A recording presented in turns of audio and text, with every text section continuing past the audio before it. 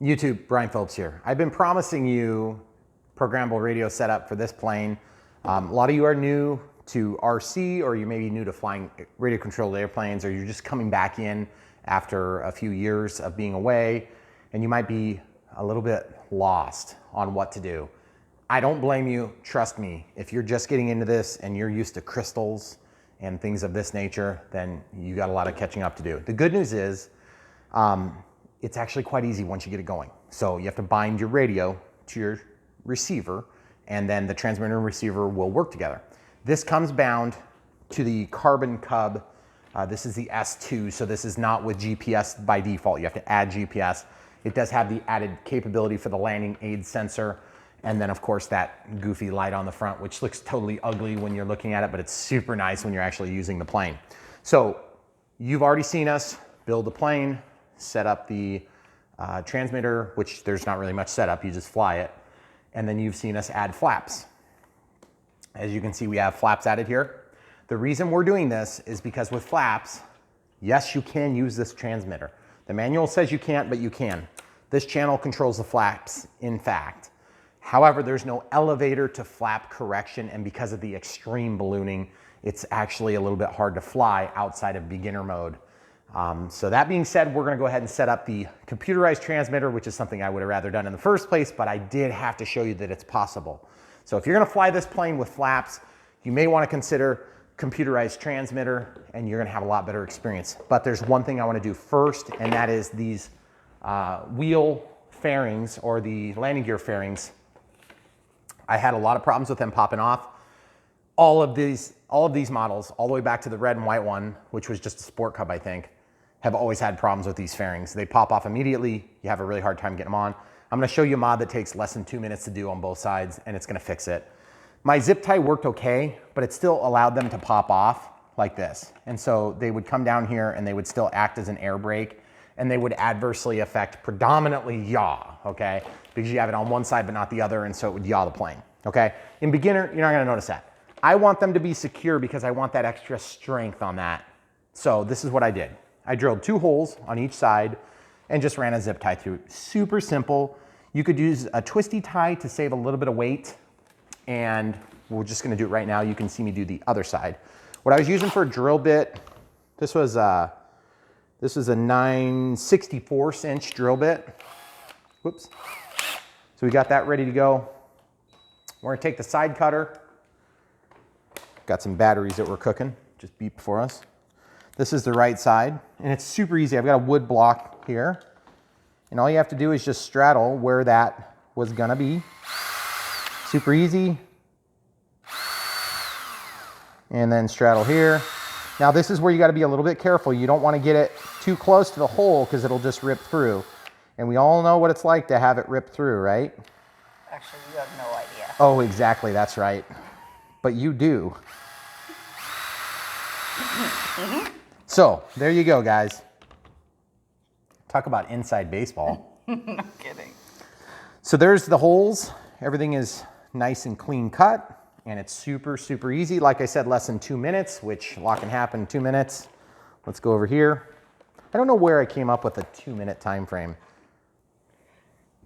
So I want the block to be flat. So I'm gonna do it like this, okay? So then this is gonna feed through here.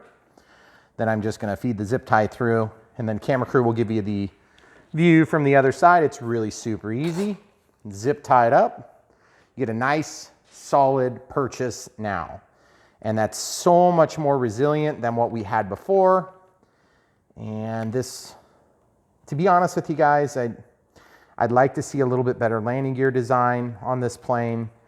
Something that splays out similar to the Timber, but again, that's an expensive feature. And if it prohibits people from getting into the hobby, then I can do with this. Plus it adds weight. This isn't really any... It's not hard. No. It's just kind of annoying. These are the types of things that you run into on hobby planes because the manufacturers have to compromise to make these things fit certain price points so that they can sell them at market. If everything that we wanted was on every plane would be like $400 more than it is. Okay, so there you have it. It looks really nice. It'll be nice and solid. Those things won't come off now, which is awesome. So now that that's done, we can go ahead and pause it and we'll get things put away and we'll do the radio setup. All right, guys, so we're gonna do the radio setup. If you followed through this series, if you don't already know this about our channel, we have playlists for every plane. So like if this plane, I've done 3 videos on it as of this publishing video. So that means that you can go through the playlist and follow along, or you can just skip to the part you want. Also, when I have really long videos, which I have a few that are really long, I try my best to timestamp the steps so that you can see. So if you go down to the description, you can see that. Also, you can see where to buy these things. If you buy them from the links in the descriptions, you'll help support our channel. So it is definitely noteworthy. You do help the channel and it does help. So that being said, flip the plane over, go ahead and get the battery ready. I'm using this. This is another 3S pack that came with a plane the other day, and I forget what plane it was. I don't know, it doesn't matter. This thing has this used to fly on a 1300 milliamp, but the key is it's got an EC3 connection, and an IC3 and an EC3 are compatible, okay? So I'm flying this plane on 2200 3S smart packs, but my 2200 3S smart packs are charging at the moment. So that being said, what I'm gonna do is I'm not gonna turn on this system because I don't wanna bind it yet. And so the first thing I need to do is have my bind plug ready, okay? Have my battery ready, and then I'm gonna look at the procedure. Transmitter and receiver binding, okay? So we'll just give you a shot of this, and you can pause the video if you wanna just read the instructions. Okay, so that being said, what we're gonna do is we're gonna make sure the throttle stick is down. In my case, I'm gonna have throttle cut on. I don't have anything built for this yet, so I'm gonna turn on the transmitter. My wife is going to, camera crew is going to come across, and she's gonna give you a view of what we're doing. So we're on a new acro. I'm gonna scroll down to system setup. I'm gonna confirm disconnecting the RF, which is indicated by that light being on. I'm gonna scroll all the way down to the bottom. Whoops, excuse me. I'm gonna scroll to model select. I'm gonna scroll to the bottom. Normally I'd be clicking add new model, but in this case, I'm gonna click acro. Then I'm gonna go to model select, excuse me, acro. Then I'm gonna go to model type. I'm gonna select airplane. It's gonna reset the data, which is correct. Then I'm gonna change the name. The name is gonna be, this is where I type in, whoops. This is where I type in carbon.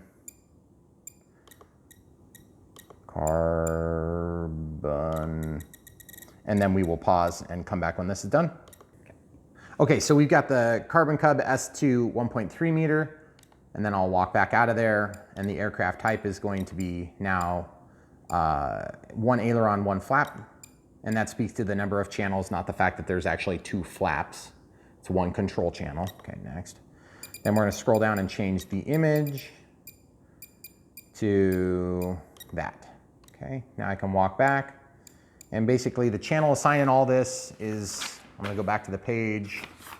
This is where I would normally start in the setup. This is where I look at the manual. They're recommending a high rate at 100 and low rate at 70. I'm never gonna do the low rate, so I don't care about that. In order to do it, it's quite easy. I'll show you where to do it, but I'm not gonna do it myself. Also, I'm gonna set up Expo the way I like, and then you guys can do it however you want, because they're recommending the high-low rate switch, dual rates, are gonna be right here, okay? And what it says is the DX18, so DX18 falls here in this box, so this is what I wanna look at and concentrate with. So it says go to system setup, select airplane type, channel assign, click next to go through channel input configuration. Okay, so they say go to channel assign and click next. Okay, so I'm gonna go to channel assign, then go to next. And then it says go to channel input config, that's where I am now. And then it says gear B aux 1. Gear is channel B, and then aux 1 is I. Whoops. Oh, see, aux 1 is off, so you have to enable it. What? That's kind of weird. Oh, so they want flap on something else. So I think channel 7 needs to be flap. Well, they don't mention that, but I think you have to do that.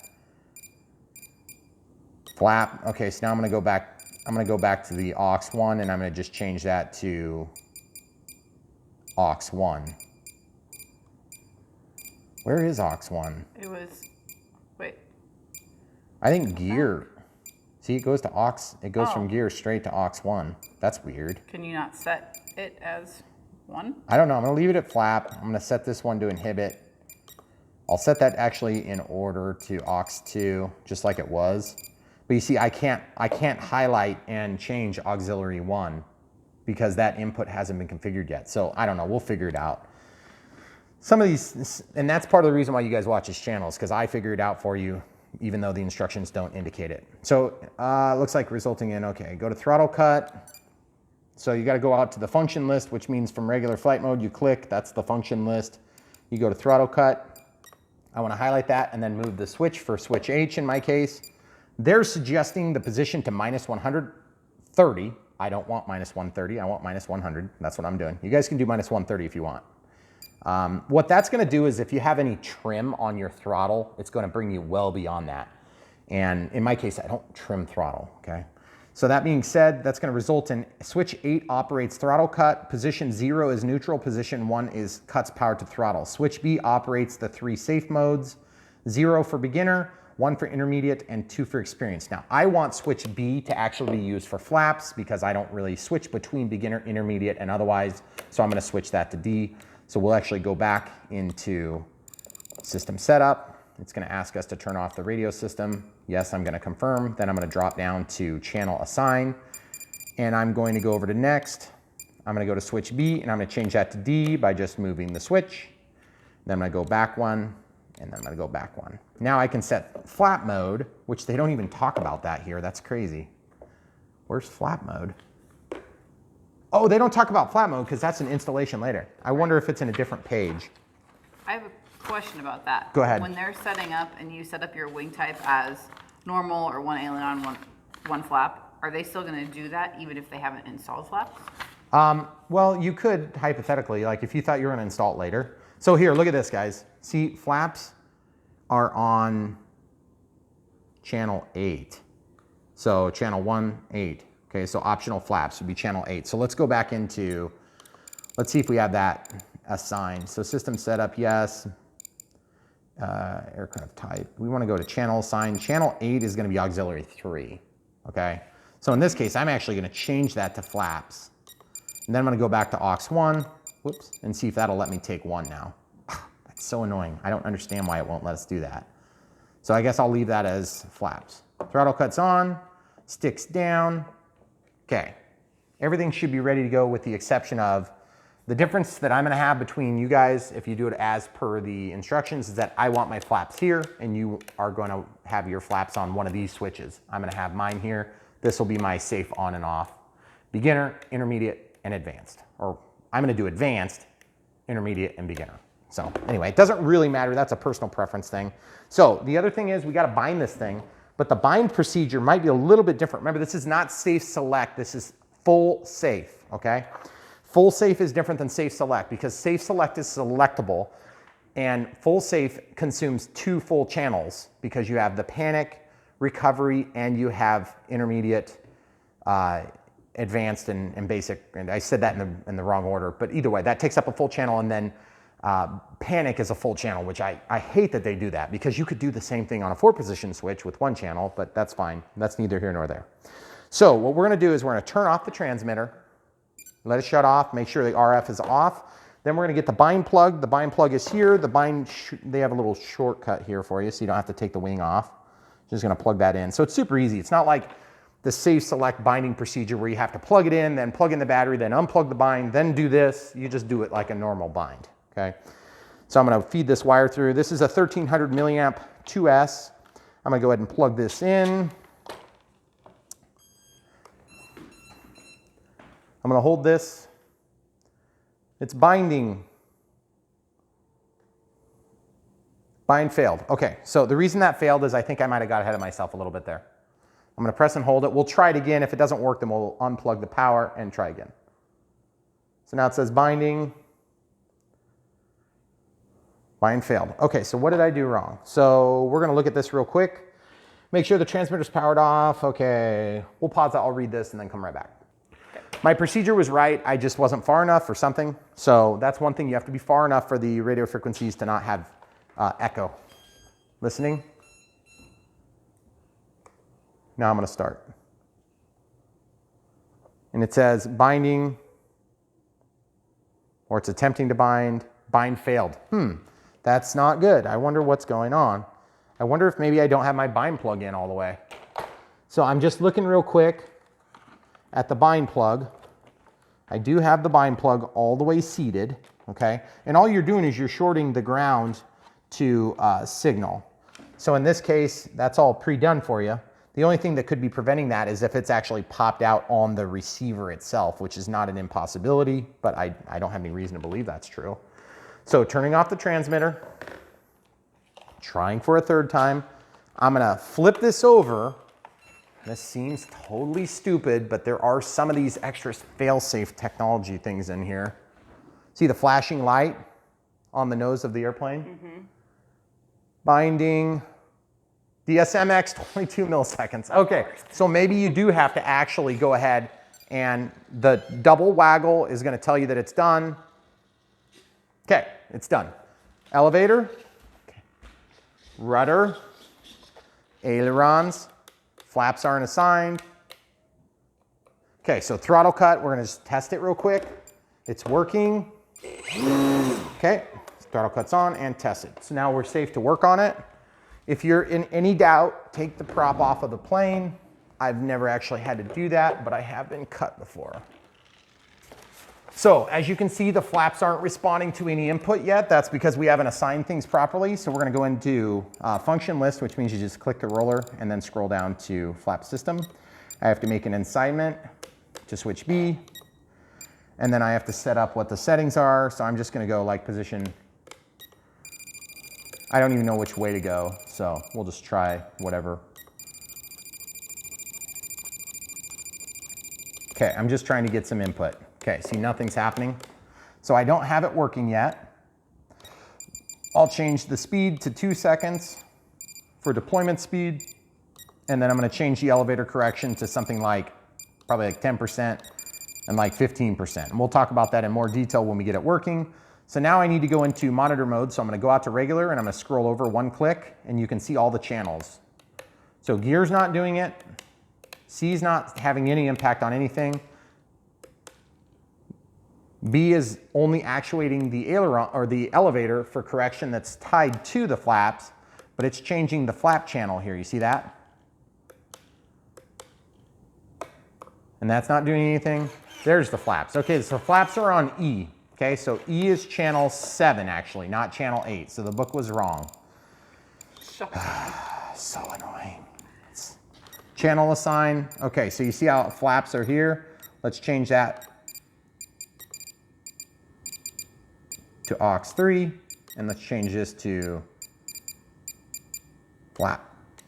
Okay, now let's see if this works. Okay, so now, first thing you'll notice is that it's moving in a weird spot, so flap system. I want the neutral position or 0. See what's happening as I scroll? It's moving the servo, which is in turn moving the flaps. That's all the way up, okay? Then I'm gonna make this one 0, and I'm gonna make this one plus 100, okay? And it's probably not gonna be right. We'll have to fiddle with it a little bit, okay? So you have takeoff, and then you have landing, and it's overdriving the servo a little bit. So you notice that we're already down a little bit. So what I need to do is I need to go into my servo setup, and I'm gonna go over to flaps. See how it says flap and then flap? Okay, you know what's happening? I gotta go into system setup, disconnect, channel assign. See how that says flap? I'm gonna inhibit that, okay? So then that I wanna see if it'll let me do auxiliary 1. No, it won't, that's so annoying. So I'm just gonna inhibit it, that's fine. Okay, I don't care if it's inhibited either. That doesn't hurt me. Right. But now when I'm in monitor, I'm only moving the one channel. But you hear the binding noise? Mm-hmm. Okay, so I either need to mechanically change the position of that servo, which will be a real pain in the neck, or I need to change the amount that we drive the servo. That's, you guys hear that?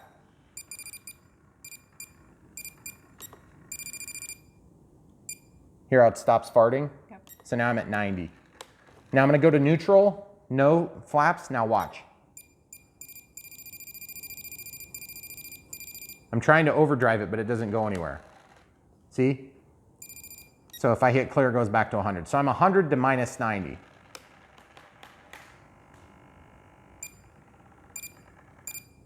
$85. So I'm 15 off. So I can click this. I can click this and press clear. Now it's 100. So it's going to overdrive it. But I think what we're going to have to do is we're going to have to fix that.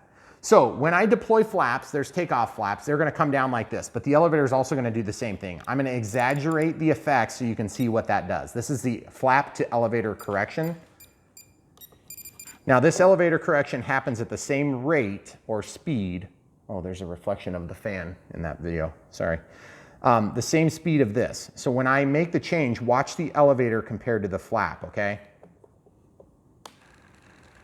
It takes the same amount of time to make those maneuvers. So as you're flying the plane through the air and you make that aggressive downward flap movement, it's going to want to balloon. But the elevator is at the same rate going to change, okay? So in this case, I'm going to exaggerate the motion so you can see it really good. So I'll set it to like 37 and I don't know, like 50, which is way more than you would ever do, but just for grins and giggles. Okay, watch. See how that goes down? That goes down further, and then that goes up, and that goes up further. But it also continues to actuate as a normal control surface, okay? Do it again with the flaps. Flaps down for takeoff, and then for landing, okay? All right, now, the next thing we need to figure out is we need to figure out how to switch and actuate between beginner mode. So I'm going over to monitor mode. Nothing's changing. Nothing's changing. That's changing the gear. Okay, so gear, let's look at the nose of the plane. The nose of the plane has the light, so we have the ability to see what mode we're in based on the light condition, okay? See how it's not changing? Mm-hmm. I wonder if it's because we haven't actually given it throttle. Let's carefully try this. I'm gonna get my body in a position where it's safe. Throttle cuts off. Woo! Okay, so throttle cuts tested.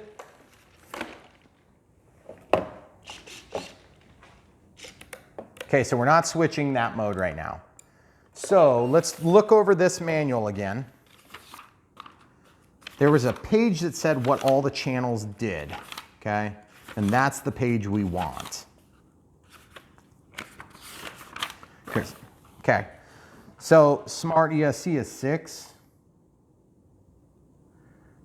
Open optional landing aid sensor. Open optional flaps. So it looks like safe is on one of these channels. I don't know where it is. Sorry about all the beeping, guys. We had some batteries charging earlier. So it looks like safe is on gear channel. It says switch B. They wanted us to set switch B as the safe. Beginner, intermediate, experienced. Okay. So that should be, I'm going to monitor mode. So I'm changing gear right now. That should be changing it, shouldn't it? Did you reassign it though already? No. I shouldn't have to do anything to it. It should work. But I know I'm stuck in beginner mode right now.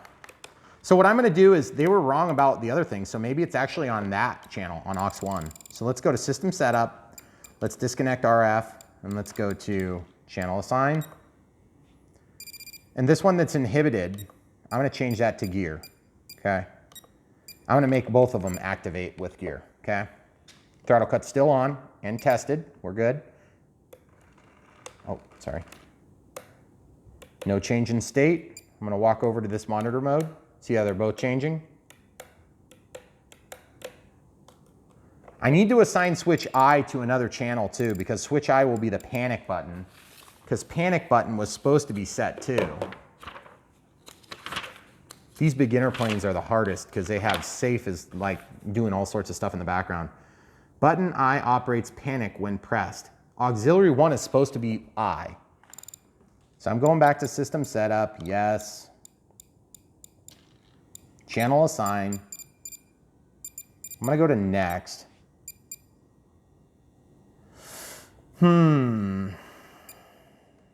Gear is D. Auxiliary 1 is NA. Why is it NA? I really want to get that figured out. You know why? It's probably because we have flap mode on, because it's reserving that. Okay, so I'm just going to go to aux 5 just for fun and see if I can get that to actuate. Nope, I can't see it still.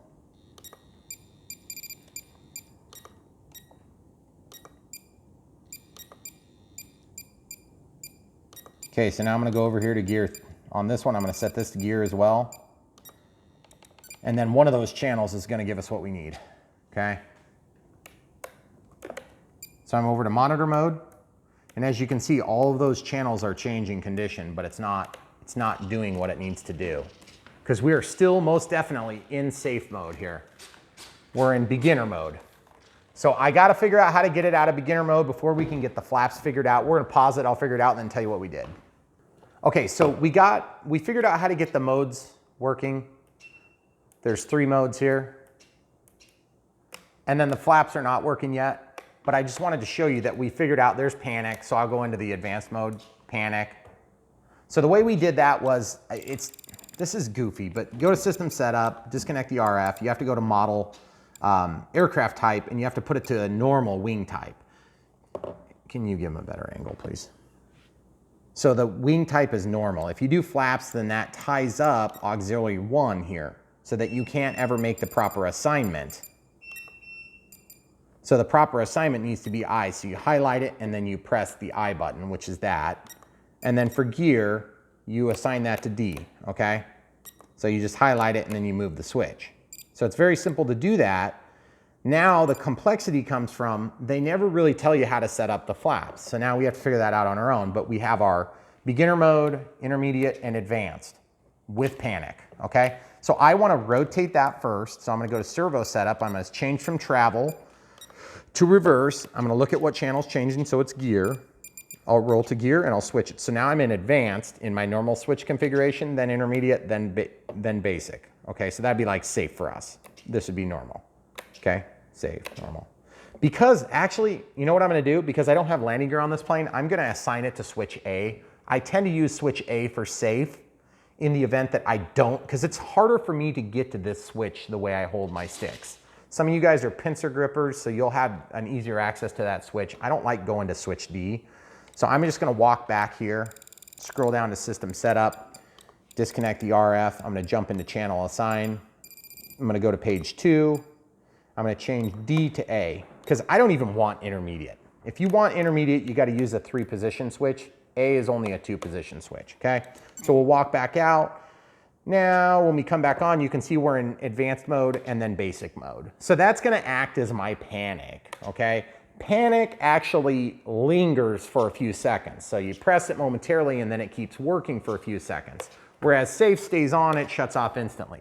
The problem with panic is if you're flying toward a tree line and you press panic, it's going to keep flying toward the tree line and it's going to limit your bank angles. So you won't be able to get away from the tree line quickly. So I always encourage people, just get used to flying in safe or not.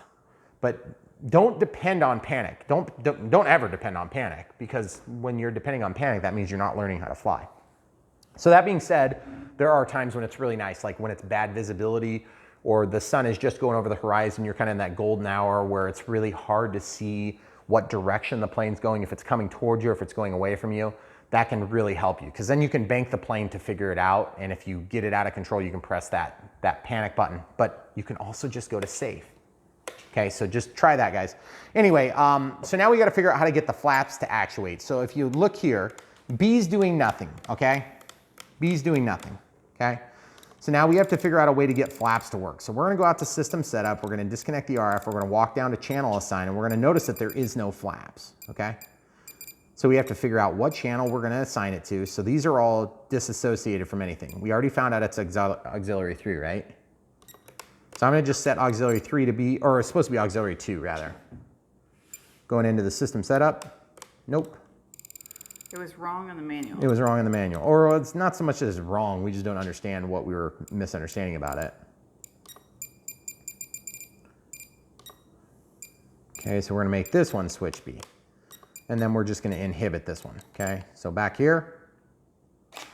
Okay, so now the flaps are associated with this switch, but they're associated in full speed and they're not associated with any sort of elevator correction. So you have to do the old style mixing, okay? This is where it's a little bit challenging for a newbie. Okay, so first of all, that's in the wrong direction. That would be flaps all the way down and flaps all the way up. So I need to switch my servo. So I'm going to reverse. I'm on auxiliary 2. So I'm going to reverse that. Now I'm in takeoff and landing, okay? Always set your transmitters up the same way for every plane or you're going to get really confused, okay? So you notice mine are drooped down a little bit more. We can resolve that here later. Now the other thing I want to do in servo setup is I want to go to travel on that particular channel and I want to just highlight it and press clear. So now they're going to go all the way up and all the way down based on the servo's capability for play. So that tells me that I either need to try to overdrive it to bring it all the way up. It's not moving up, but it'll move down, you see? So I'm gonna clear that back to 100. If I can overdrive the servo, then that means I would start walking up into position. I'm not gonna be able to do that. On the way down, I can underdrive it. You'll notice that it only limits you to adjusting what position it's in, okay? That way when you can click when you're in the neutral setting and change both top and bottom settings together. I'm going to clear those to 100 just to show, I just wanted to show you that so you know what's going on. Now the other thing is we want elevator to mix too. So the mixing is going to be done here. So actually I want to do one other mix too while we're back. I want to do aileron to rudder and I want to do probably a 10, let's do a 15% mix and I'm just going to make that on, okay? So when I move the rudder, when I move the aileron, it's going to roll, it's going to do a little bit of mixing for me. That's also going to automatically be done by the flight controller when you're in basic mode or when you're in beginner mode rather. Okay, so that's going to exaggerate that effect just a little bit. Okay, so now that being said, I'm going to go into this, I'm going to make a mix. This is going to be for our elevator correction, so it's normal, it's not a curve. I want to tie whatever's happening on auxiliary 2, so we can scroll to aux 2, and I want that to work with the elevator. And the rate I want it to be is, let's just say this is how you have to do this, guys, because you don't know what direction it's going to go necessarily. So I'm just going to tie the rate like this. I'm going to do 30 and 30. See how that goes? When I deploy the flaps down, this goes up. That's wrong. When I go further, it goes up further. So we need this to be opposite of that. So I want to clear that and make it a negative value. And you can go exaggerated, and then you can change that later. You only really need it the one direction, but we'll see how this goes. Now it goes down and it goes down. But you're like, Brian, that's going really fast. Is that going to be a problem? It kind of is, and I'll show you how to fix it. Okay, so then you can make that switch tied to something else. I'm just going to leave that on. So that mix is always going to be true, okay? So, for instance, you could tie that switch to your switch A, so when safe is on or off, you could disallow that elevator correction because the elevator correction may not be necessary in safe or beginner mode. So now 30 is probably about right, but I just want to overdo it a little bit. We can see how that looks. That's about right. But that's going to be a guess and check, like when you fly, then you can change it. Yep, Okay. Which is kind of a pain. We'll just start it at -30 and -30. You can also do offsets, but that means like for every little bit this does, the offset's actually going to just start it at a different position. And that would then be activated when you activate that particular switch that controls that mix. Okay, hopefully you guys got that. So you can see when this goes down, that goes down. But the elevator continues to work. So that's all the way up, that's all the way up. See how it still changes? But my stick is going to dictate what position that elevator's in. And we still have some control authority, which is good, okay? You don't want to have this elevator out of throw when you have your flaps deployed, because that means when you're coming in, you have to be perfect slope. Like, how are you going to change your pitch if you're locked all the way at the one position and the all the way down or the all the way up position? So keep that in mind when you're setting up your own flap mixes. Now, the other thing we have to do is we have to get this mechanical trim adjustment fixed. You can show the people from the side there. Obviously, we have, you know, from the side, not the front. See how it sticks down here, guys? So we got to try to resolve that. See how it's sticking down? That's landing, that's takeoff, okay? So we don't want those down like that, so we have to take the wing off to fix that. My batteries are done. That's always good. So we'll try this screwdriver and see if this goes well. So we technically, oh, we need to do the speed too. We'll do the speed before we do this. Okay, so servo setup, travel, reverse, speed. Okay, so now I want to go to auxiliary 2, and I have to flip this to the middle setting.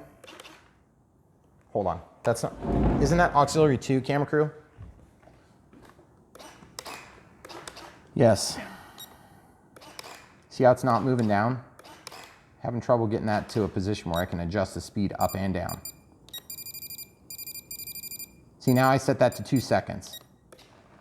See how it's slow? There we go. So I can set that to 2 seconds on the way back up too. You see how this moves slow now? But you see how this doesn't?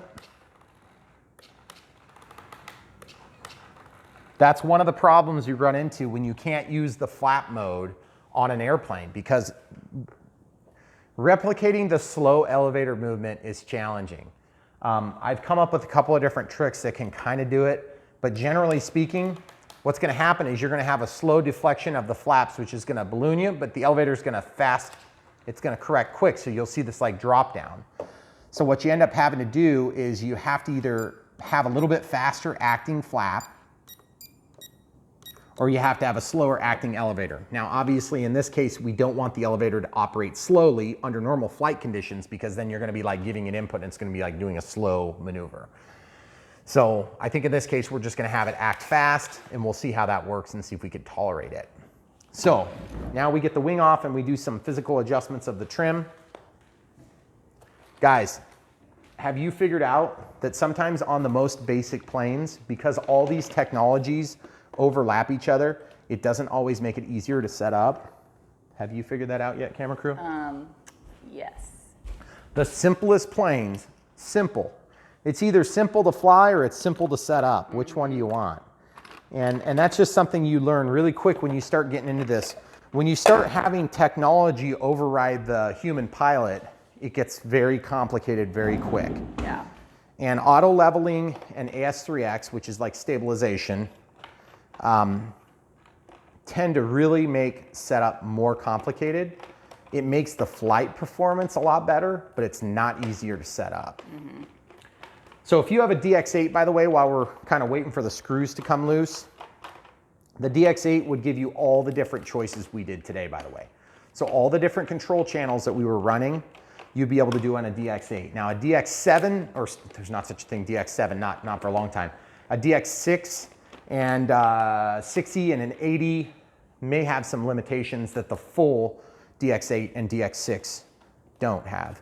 And you know, if you have a 6-channel radio, you're not going to be able to go up to auxiliary 3, just so you know, because auxiliary 1 is usually flaps, and auxiliary 2 and auxiliary 3. So.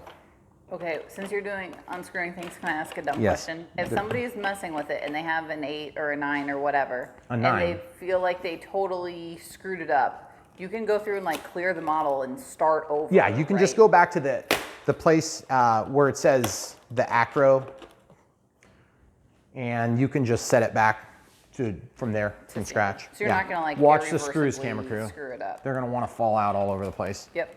I see two. Okay. One's under the front. Two's under the plane. And then we have to undo these 2 struts.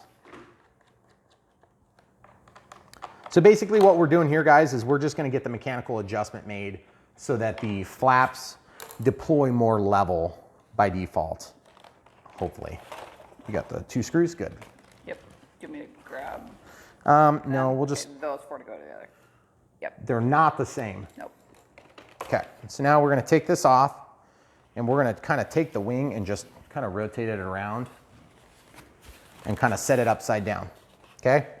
So now it's upside down, and we can kind of see what's going on real good. We can get in there, we can manipulate surfaces, and we can see what is the problem.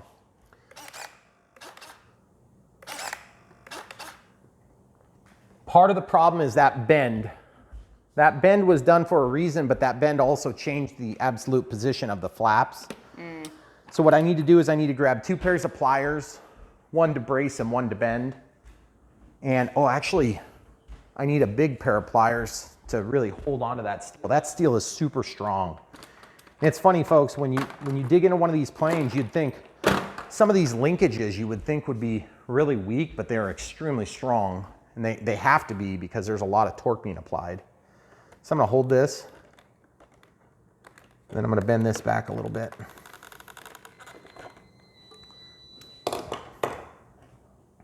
Okay, so then we can go ahead and bend this a little bit as well, and that's gonna get our mechanical trim flat.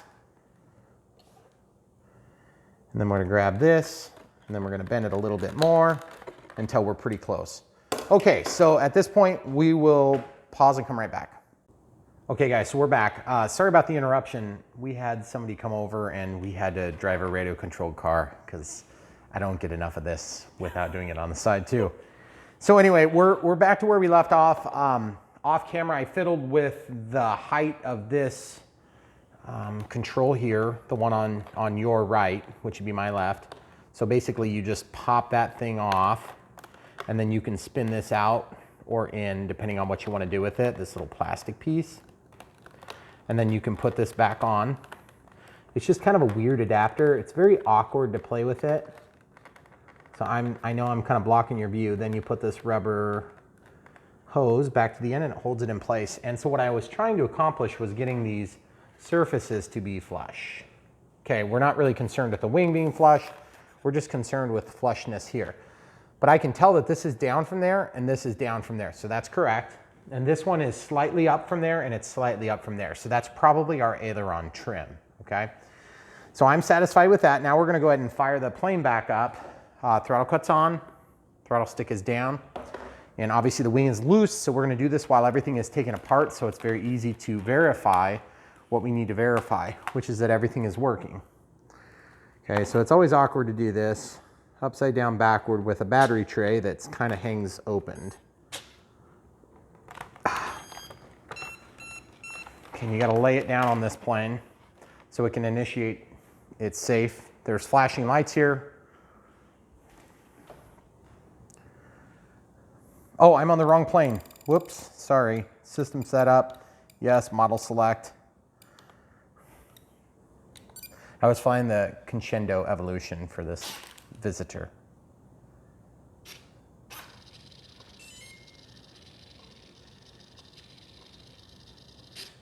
Okay, so we're good. Now we're working. Okay. And so you can see the ailerons are working.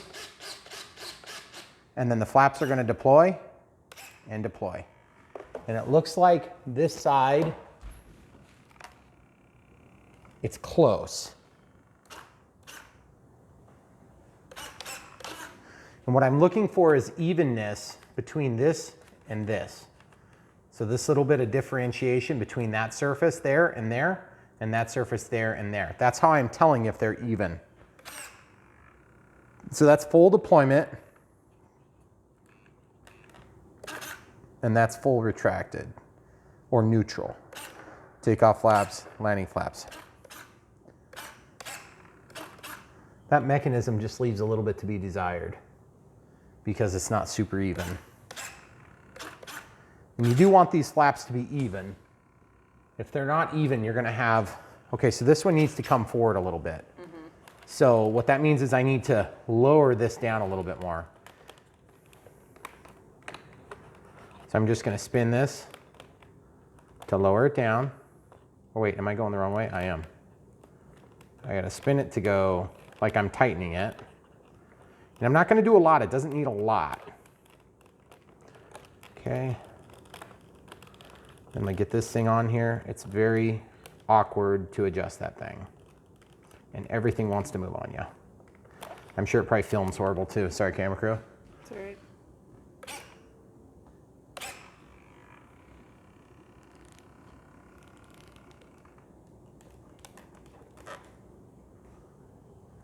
Just trying to figure out if there's a happy medium, because these linkages are actually not seated in the same exact position in the wing.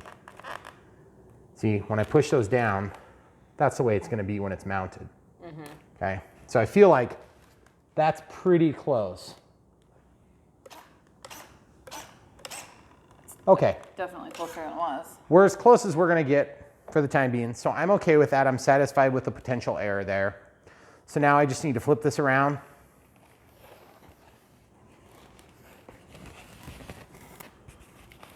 Some of these steps are super awkward, guys.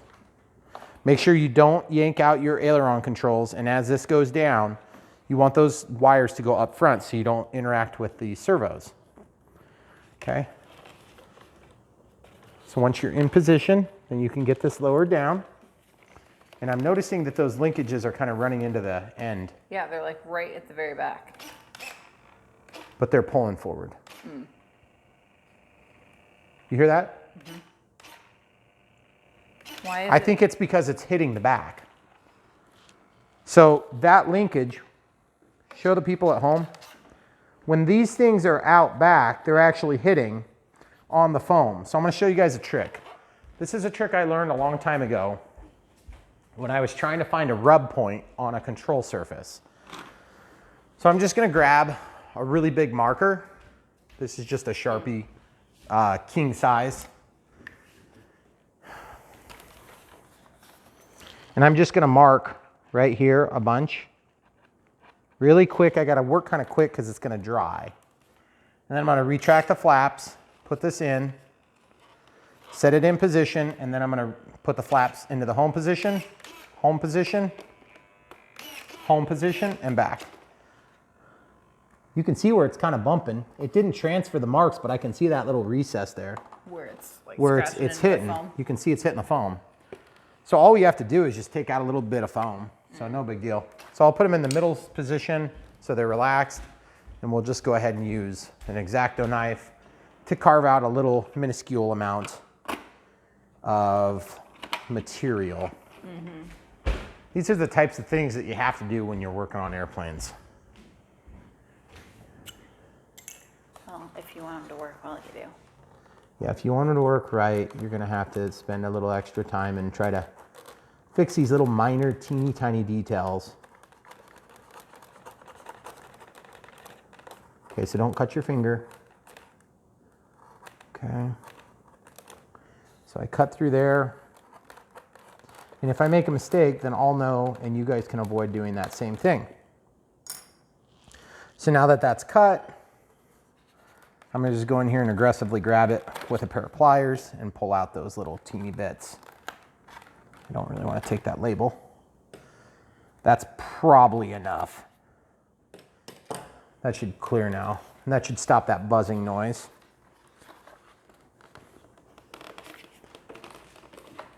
Okay, so listen. Silent. So we got it. Okay, good news. So we can pack up the X-Acto knife so we don't get sliced and diced. And then basically all we need to do is put all the screws back in. And then we have to establish if we're going to try to get creative and figure out a way to do a delay for the flap deployment and elevator. The flap part is easy because it's on its own channel and it's independent of the control on the elevator. But the elevator is not so easy. Right. So what we might be able to do is do a mix on a higher control channel that would act on the elevator and act on the flaps with a delay of time. But you have to have an extra channel for that, so I'm not sure how that'll work. And I don't think that'll work. We can try it though. I have no idea. So there's 4 screws, so it's not like you guys need to see me put all these screws in. So we'll pause it and get these screws in. Okay. Okay, so we're gonna do the bottom screws. And just so you guys can watch me do this. Sometimes I say stuff that doesn't seem like really that far-fetched or hard to figure out, but I know a lot of you guys are just kind of new to this and you're still learning a lot. And so I hear that feedback a lot, that people say thanks for mentioning this, that, or the other thing. And a lot of it is just a flow of consciousness. It's really not that entertaining, guys. I promise. When you need to know, you need to know. Okay, so I don't usually need to know though. see this one, this strap is Yeah, why annoying is me. that one? happen. It looks ugly. It does. It's because as you tighten it, it walks it back. So I'm gonna pull it over here and hold it in position and then tighten the strap down. So now it'll be tight. And I wanna do that. Looks like they're all good now. So now when I flip it over, you guys can see what I'm talking about. See, that one was kind of bowed down and it looked really uggo. So now it looks good. So in review, we have takeoff flaps, landing flaps. We have clearance for the ailerons as usual.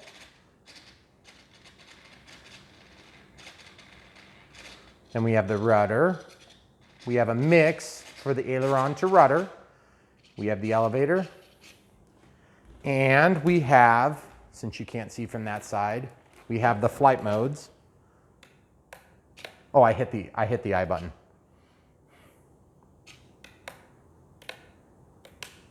Where did I have that? The flight modes is on. Oh, it's on the gear switch. Yeah. So there's a gear switch. Because you don't have intermediate. Because I don't want intermediate. Yeah. Okay, so with safe on, it's going to attempt to level the plane. So the elevator is going to bring it level. And the easiest way, oh, I haven't given it throttle, so that's not going to work yet. Okay, throttle cuts on. So now at this point, I'm in safe. So it's trying to find the quickest route to level. There's level. See how the elevator's pointed up?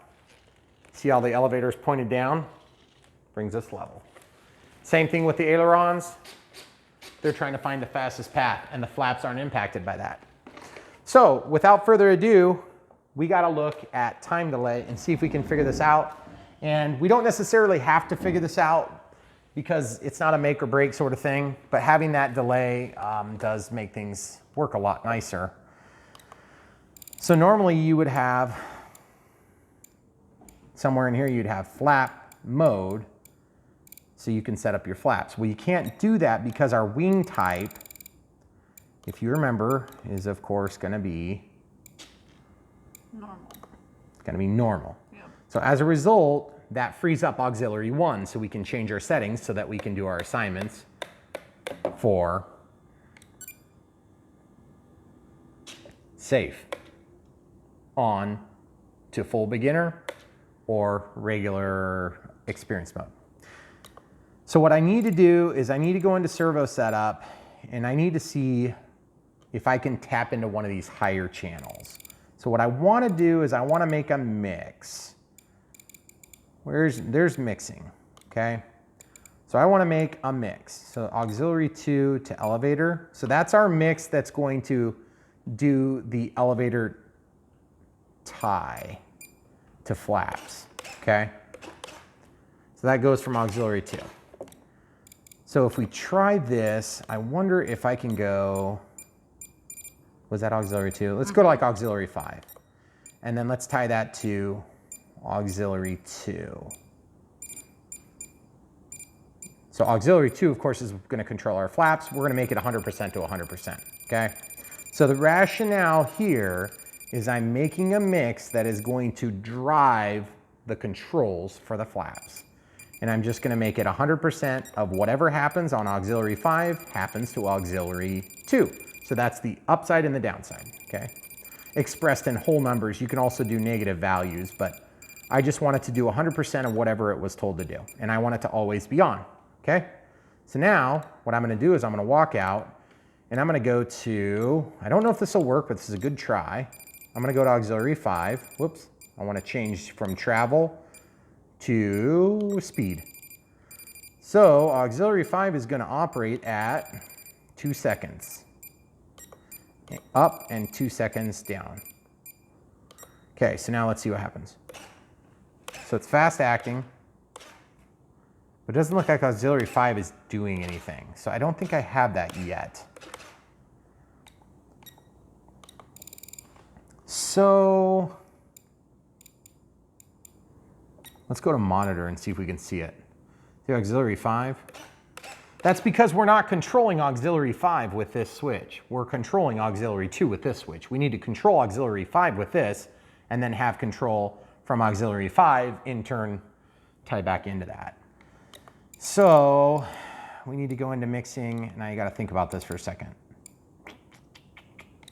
So really, I need to go into system setup. I want to disconnect the RF. I want to go into channel assign. So you can see auxiliary 1, auxiliary 2, auxiliary 3, where's flaps? Oh, flaps aren't. Auxiliary 2 is flaps, right? Mm-hmm. Okay, so auxiliary 2 is just auxiliary 2. Okay. And you can see auxiliary 2 is tied to switch B.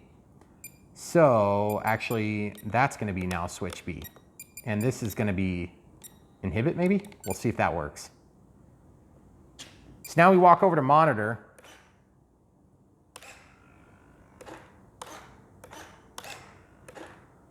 Auxiliary 5 is changing slowly.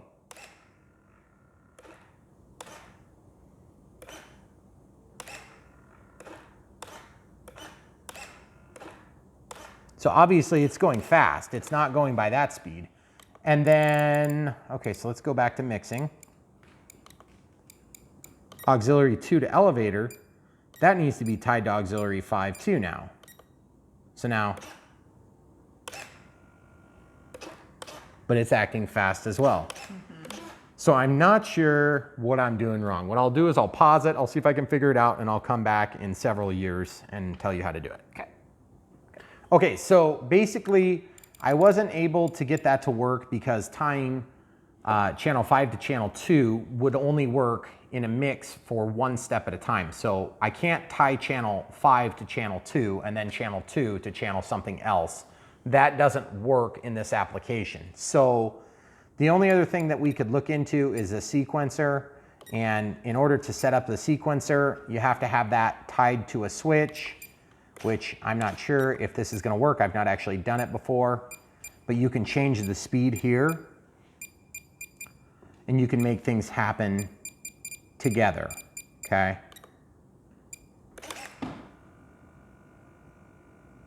See how that little thing moves across the screen? So this is how you set up like landing gear doors and things like this. I've not actually done one of these, so what I'll do is I'll go into here. I'll set it to switch B. The speed is going to be 2 seconds, 2 seconds.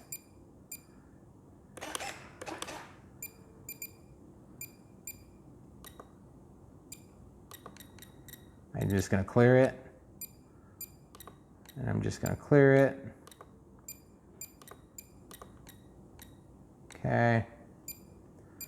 Channel A is going to be, it's auxiliary 2, right? Mm-hmm. And then channel B is going to be elevator.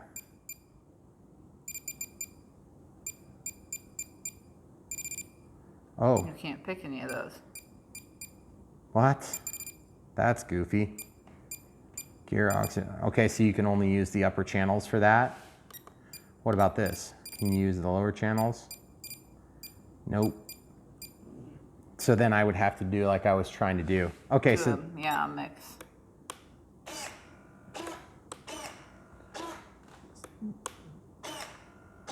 see, it is doing stuff, but it's not doing what I want. Right. So what I'm gonna do is I'm going to go to next and just show you what that did. It draws this little diagram, so it's over here. Then it changes back.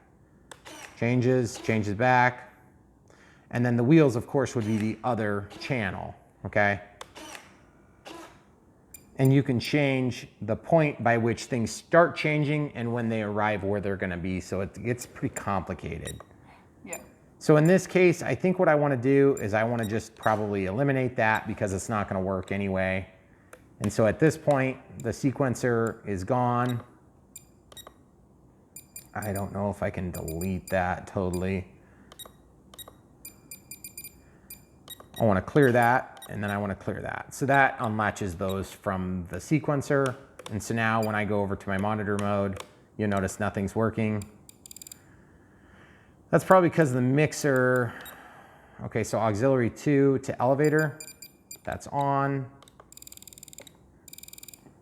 I'm gonna go to system setup, disconnect, go back to channel assign. See that? I'm gonna clear that. I'm going to change that back to auxiliary 5. Some of these sequencers, they actually latch on to functions, okay? So they automatically change different menus, okay? So that's why we lost access to our flaps. Flaps and elevators are working together. So we just have to be content to have them operate fast. If some of you guys know how to slow it down, I know how to slow down the flaps, but I don't know how to in turn slow down the elevator without slowing down the full elevator function. So I do know how to slow down the elevator function while certain switches are active, but I don't want to slow down the elevator function when flaps are deployed because that's just gonna make it fly weird. So anyway, I think we're about ready to try flying this. Are you ready to fly this, camera crew? Can we fly it right now? We can try it. Okay, We'll try it. sounds good. Okay. So it is ready to fly, but just in case the wind is too strong, we're gonna probably get a couple of flights, one in calm and one in wind for you guys. So hope you enjoy them. All right guys, so this is kind of like the confused wind. We've got wind coming over my shoulder, but then the sock is kind of showing it coming the other direction. Takeoff flaps are dialed in. We're just gonna go ahead and fly this on a 2200 milliamp 3S Smart Pack.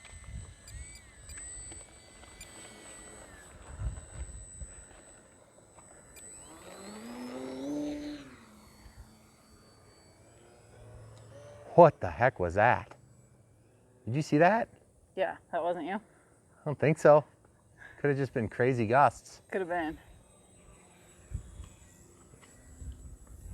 I think it's just crazy gusts. Because it's like crazy windy, but you guys will notice I'm not really having trouble flying it. And I'm not having to fly at 100 miles an hour either. There's my takeoff landing flaps there.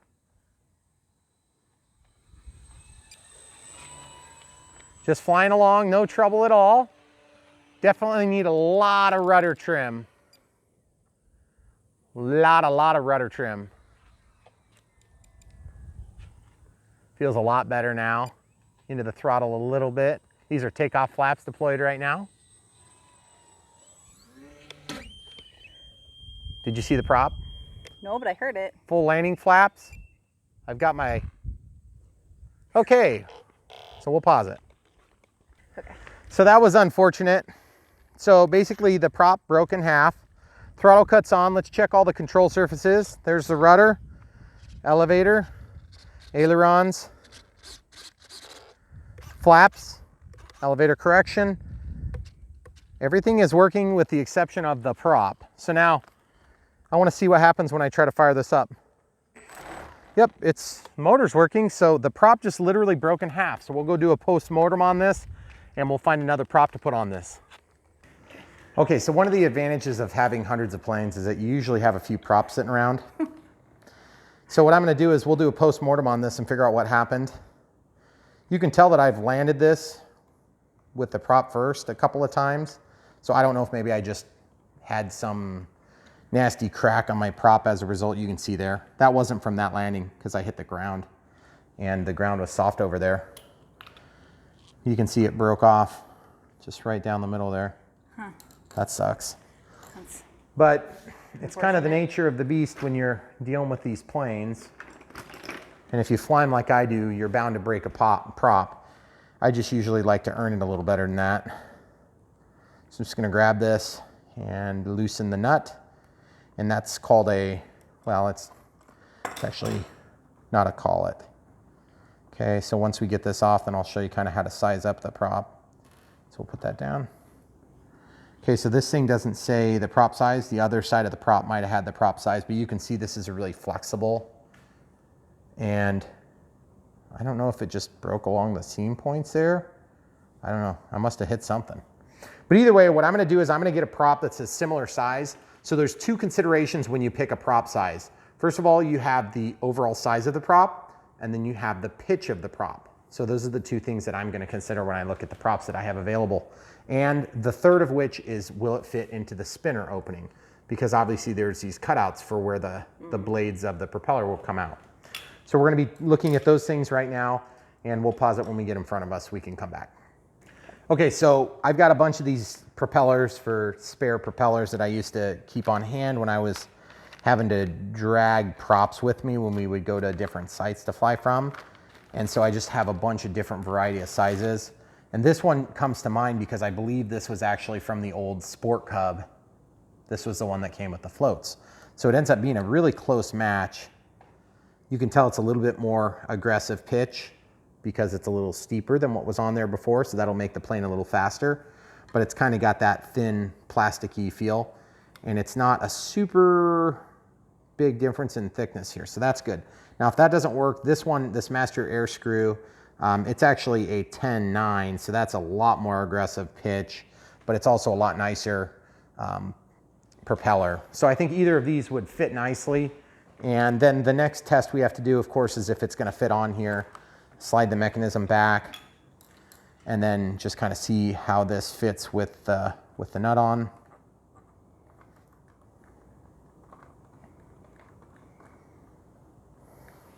Okay, so there's going to be a little bit of slop on there. So that slop is going to make it really hard to center the prop. Because obviously the prop that was on there, the stock prop was on there, is going to be in the right position because it's sized correctly. So I have to try to do something here. Okay, so throttle cuts off. See how it's spinning? That's because it's not actually torqued down on there, okay? So what I want to do is I want to try to get that centered, and it's really challenging to get that exactly centered. So there's a couple of different ways I found that you can do it. You can put tape around it and you can thicken up that shaft, and that will actually center it. Okay, so now we're going to try this again. You just got to get yourself in a safe spot. Okay, throttle cuts off. You want to come around to the other side maybe? So you can see that thing's spinning nicely. But we got a little bit of oscillation there. So we got to get that centered. Throttle cuts on. If we expect to actually fly with it, we're going to have to get it centered. So in order to center this, we have to make the shaft thicker, and we have to do it in a way that's even, or we have to get another prop that's going to be correctly sized for it. So this is the collet. That's what actually bites onto the prop shaft from the motor. Okay, so we'll take this assembly apart. Because while holding this prop back to this spinner plate, we actually sandwich that, and it squishes this onto the prop shaft, and it makes a nice bite. So you can see what I'm talking about now. There's that little bit of play there. That's what we're fighting. So if we wanted to use this prop, which I like this prop, I think it's going to be good for this application. And it looks like it's really close to being able to seat down. I don't know if it's going to seat all the way down, so maybe we'll just try this master air screw and see how it fits. See, again, it looks like I opened those up to make them wider. I want to try some tape. We'll see if we can get away with it. Mostly because I want to do it the quickest and easiest way. So this tape is about twice as thick as we want it to be. So I'll just cut off a small length, something easy to work with. And then I'll just cut it about in half. That'll help shim the prop into the right position. Doesn't need to be perfect. The more perfect it is, the more balanced it'll be, but it's not going to be perfect because these things don't happen. Okay, then I'm just going to take and stick that on there and just spin it around. Just a really quick and dirty way to get this prop shaft thickened up. If I was using something that wasn't clear, it'd be a little easier to see, I'm sure. And then we'll just kind of keep doing that a little bit until we get it. All we're trying to do is just space the prop out so it doesn't have the opportunity to be out of center. All right, let's see how we look now. Pretty close. Got to do that again, and we should be able to get it from there.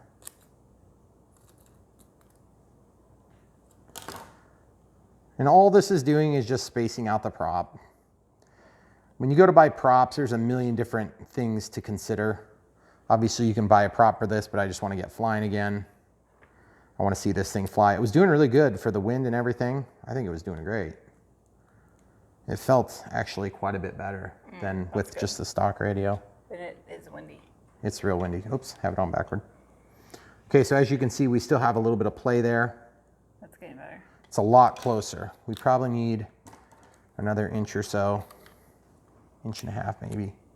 And then I'll just rip that down the middle. It'll be a real pain in the butt to clean this off if I decide to go to a stock prop, but that's all part of the show. Okay, so 1, 2. It's really annoying because the collet keeps spinning on me. Okay.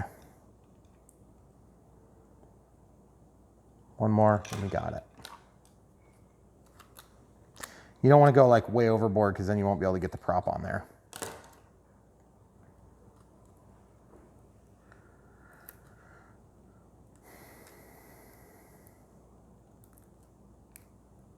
You gotta kind of keep this down though, so that your nut still goes down there and seats the prop up against the back. Remember, this is just holding it out so that it stays somewhat centered, okay? So this tape doesn't need to be perfect because it's gonna be pretty hard to not be pretty much centered, okay? So that's gonna be centered on the shaft now.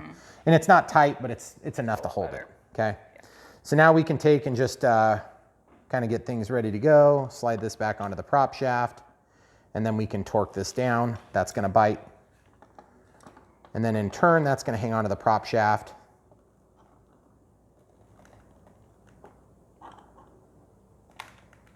Okay, so that's tight. So now we'll test before we do anything else. That's a lot nicer prop.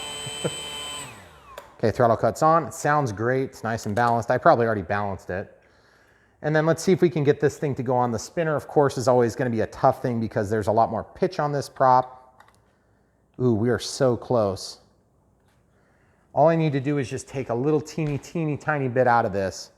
But the problem is, guys, I'm just going to warn you, if you do this, you have to realize that when you take out of one side,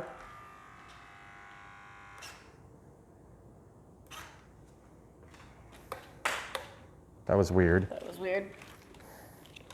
When you take out of one side, you got to take out of the other. So I'm just going to take a little teeny bit out of here on the top because it's so dang close. Just a little teeny bit. I'm just going to do it in such a way that I won't cut myself. Okay. So that's all I got. And then over here, I'm going to do the same thing. Just a little teeny bit. And then if I go back to the stock props, it's going to look the same. Okay. Just a little teeny bit. A couple of slices. Look like little curls of chocolate. And that'll get us clearance so we can get purchase down into that groove there, okay?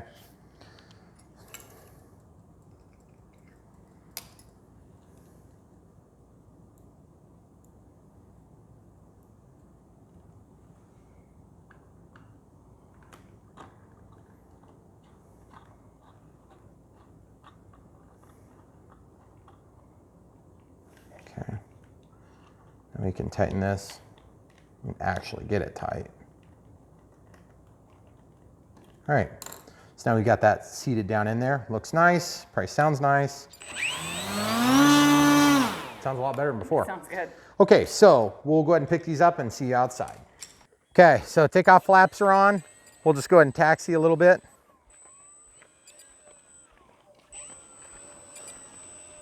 You can pause it for just a sec.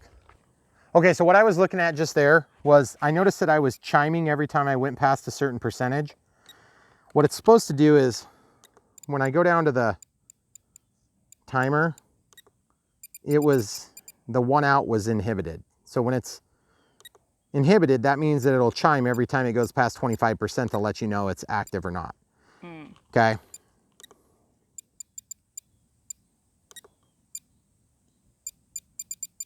Expiration, tone and vibrate.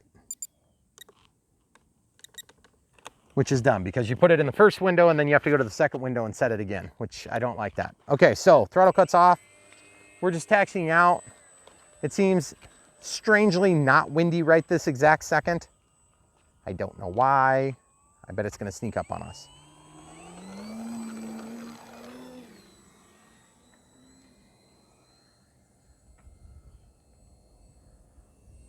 You know what I didn't do? I didn't do Expo.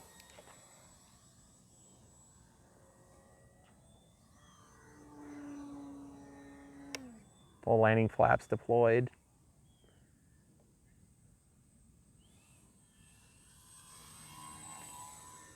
It's wanting to roll pretty bad to the left. So I don't know if that's ailerons or just the flaps not being totally square, or if that's a little bit of rudder.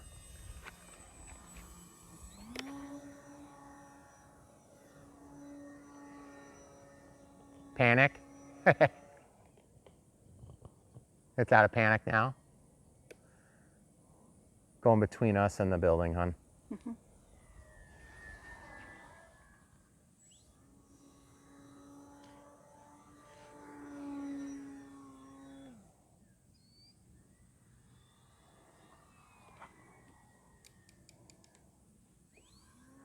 See, I've kicked in so much rudder correction that I swear it's gotta be the ailerons. See how it's rolling? Mm-hmm. I gotta get that fixed. There, still wanting to do it. Okay, out of the flaps. Ooh, it panicked on me. Did you see that? Is that what that was? Yep. So when I flipped my flaps, it went to panic mode for a second. Oh. There's takeoff flaps. There's landing flaps. There's out of flaps.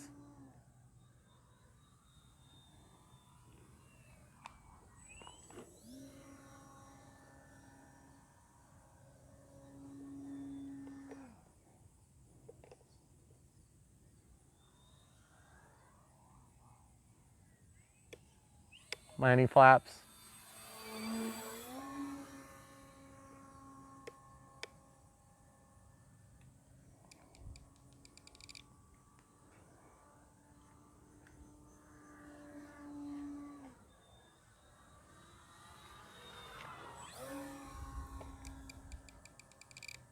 See how much it's rolling? Mm-hmm.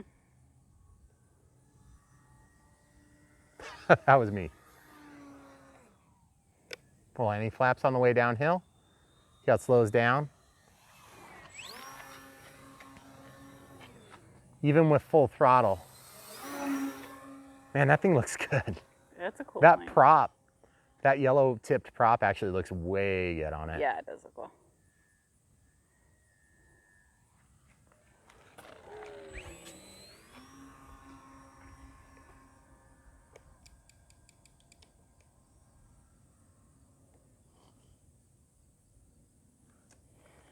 Sorry.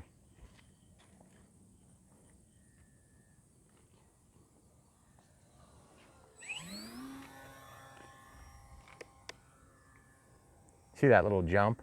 Mm-hmm. That's just the nature of the beast when you're dealing with no delay on your flaps.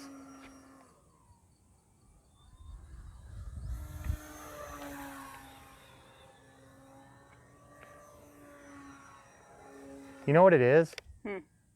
I think I need more rudder to aileron to rudder mix. This thing flies so much better now.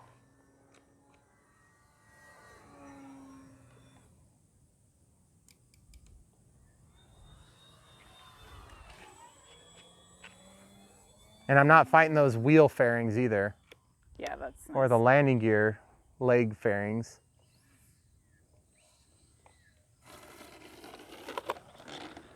I have a question. Yes. Is this available as a bind and fly? Yeah, I think it is. Would that manual be different or have better directions on setting up the radio? No, Okay, never it mind. has the same manual.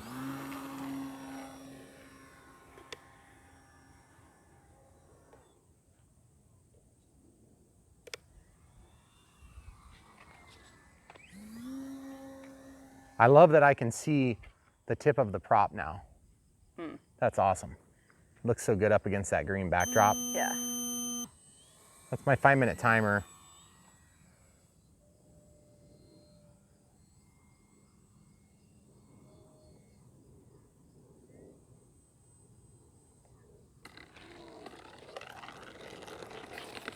Ah, that's so annoying.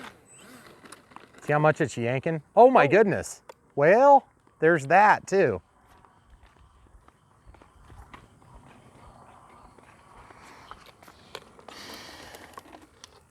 Well, I guess we got to go fix that now.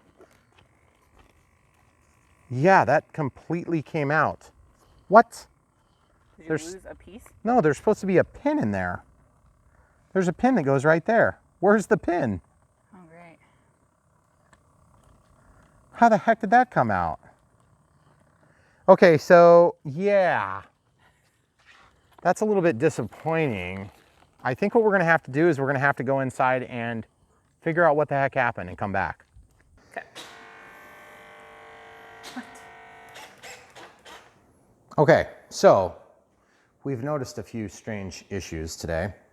One, namely the rudder breaking, and secondly, the prop breaking. The prop we have some reasonable explanation for, but the rudder I have no explanation for. I just took a paper clip and unbend it. And I'm just gonna use that to align this thing here. And that's the other thing I'm still a little bit confused about. I think my battery voltage must be pretty low because I think it's kind of resetting. So once we feed this wire through, then that'll give us something for alignment, okay? You wanna go to the other side? Maybe they can see what's actually going on. Okay. So then what we're gonna do is take side cutters and we're basically just going to try to cut that paper clip.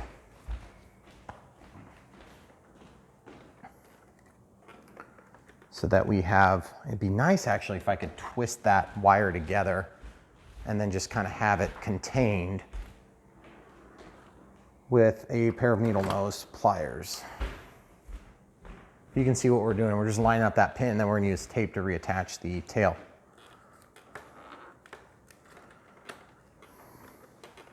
Sorry.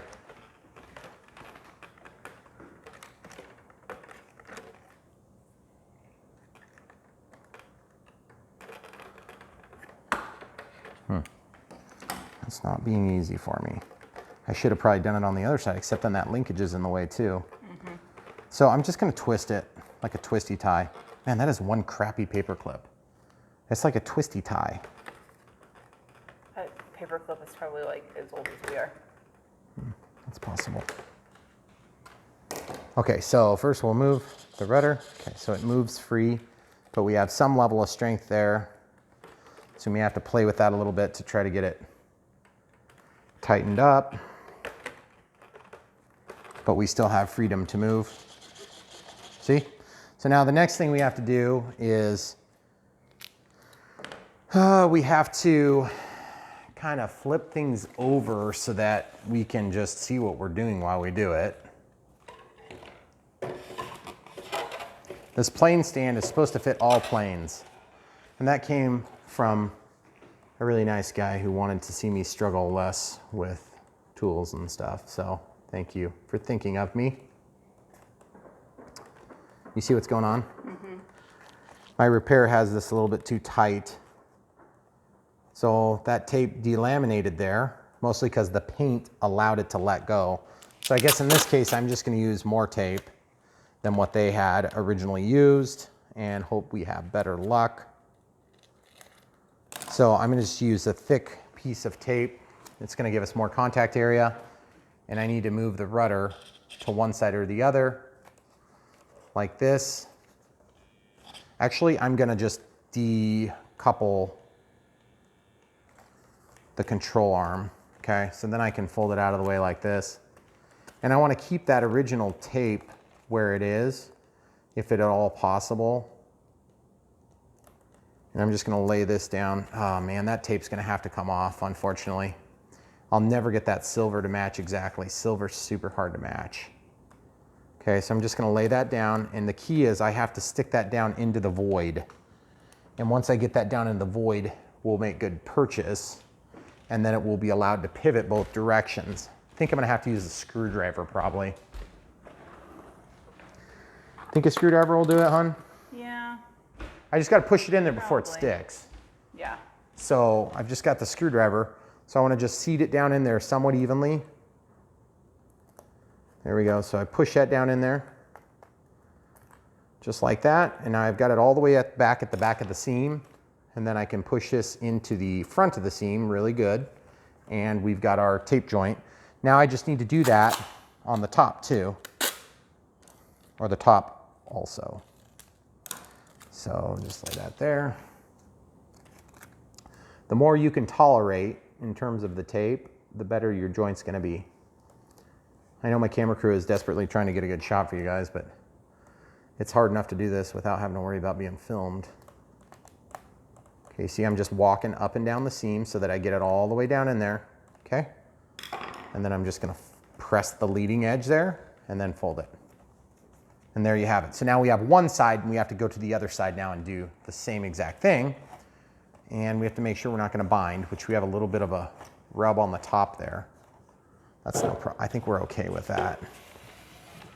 So now we do the exact same thing here, and you can see that that seam, the original tape obviously failed us. So I'm gonna pull that off carefully. Okay, it's not too bad. I thought it was gonna look way worse. Sometimes that stuff doesn't come off very good. That came off pretty easy. So I'm gonna do the same thing. And if you really wanna make it pretty, you can try to do it all at once, but I'm just gonna warn you, it's really hard to get it all at once because it's unwieldy.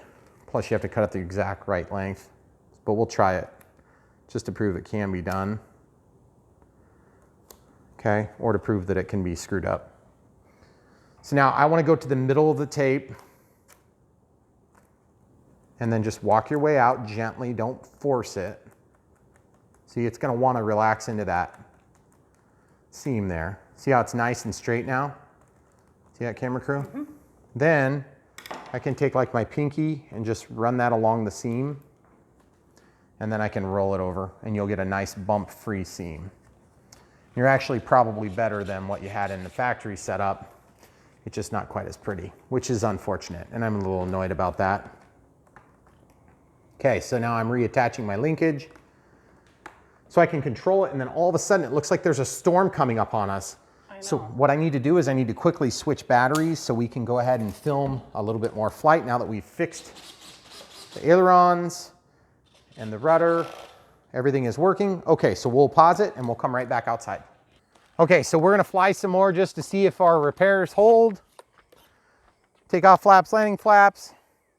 Safe on, safe off. Okay, here we go.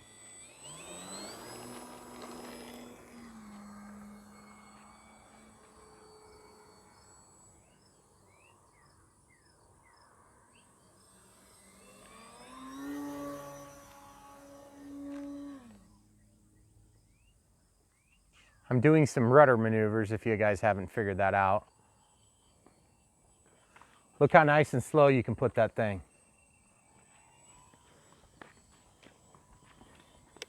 There's the full landing flaps. Got to get into the throttle a little bit.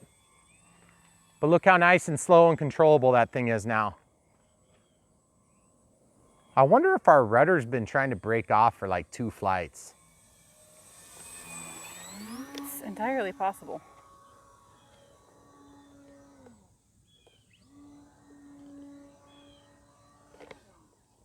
Oh, that was an awesome recovery.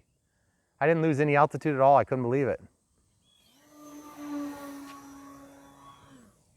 Full landing flaps. Woohoo! I had to get into the throttle there.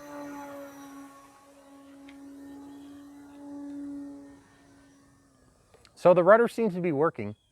Mm-hmm. That's always good. Like maybe better? Honestly, I think it's freer, which is funny because it shouldn't be an issue, but it kind of is because I think the pinch hinge was providing just a little bit of resistance. Mm.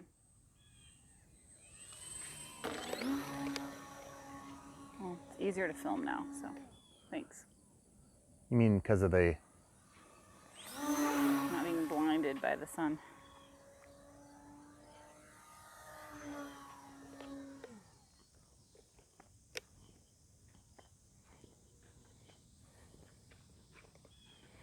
So guys, this plane, I don't want to say in closing like I'm never going to fly it again, but let's be honest guys, this plane, that was a pain to set up all those features. And it doesn't help that we happen to have a prop blow up and the rudder break on us in the same time frame.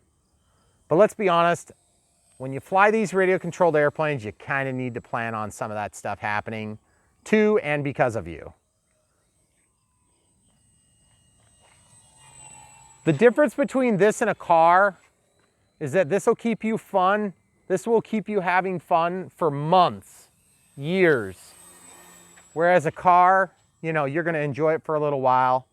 You're gonna break it just as quick, but you're not gonna enjoy the experience near as much. This is so much more of an immersive experience, guys. And it is beautiful, by the way. Oh, he got away from me. I was gonna have a dog fight. I think I need a little bit more elevator correction. Okay, so elevator correction is done by way of the mixing elevator to rudder. Okay, so there's auxiliary 2 is our flaps to elevator. So it's minus 30, so we'll just go minus 35. And you can do takeoff and landing flaps adjustments so that there's a little bit more with takeoff and a little bit more with landing by doing a second mix that will build on that. I'm not gonna necessarily do that. Let's do some takeoffs from the grass. There's full landing flaps. We're gonna taxi just a little bit. Okay. Woo, buddy. Yep. So the grass, it should be short, but it's not quite as short as I'd like it. Throttle cuts off.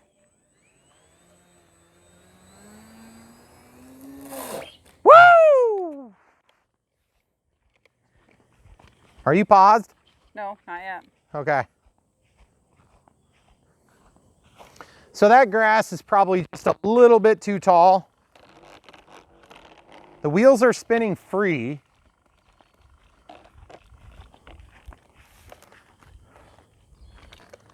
But we're gonna see if we can get this thing to do a beautiful scale looking takeoff. Hold still, please.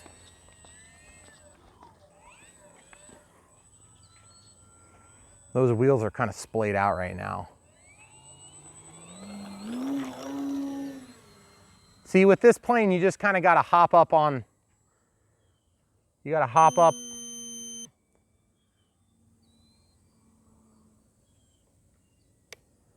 There's our full landing flaps. You'll notice that nose down.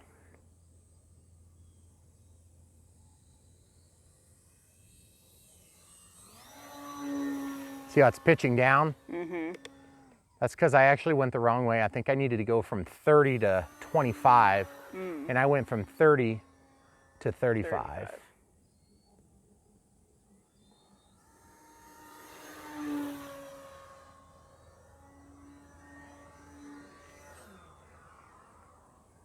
Let's go up around the tree line here. See if this bird wants to engage in a battle.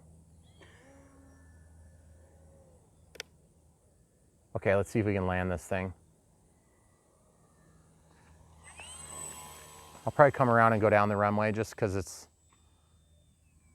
more beautiful.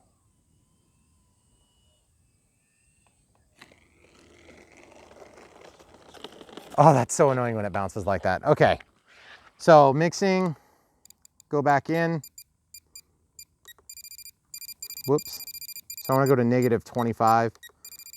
And negative 25. Okay, so that's just because when I would deploy the flaps, it would nose down a little bit too much. So that was like countering the ballooning effect too much.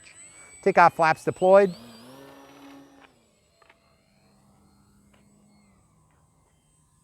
Oh, and I need to increase my rudder to aileron mix. I was talking about that too. Oh yeah, that's better. Oh, did you see that? The green light was on for a second. Yeah. What the heck? Did you flip a switch? No. Or no? It did it itself again. I don't understand why that's doing that, but it's really annoying.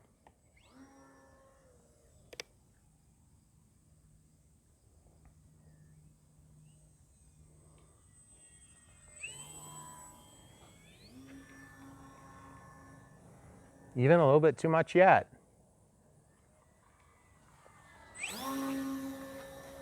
Okay. landing.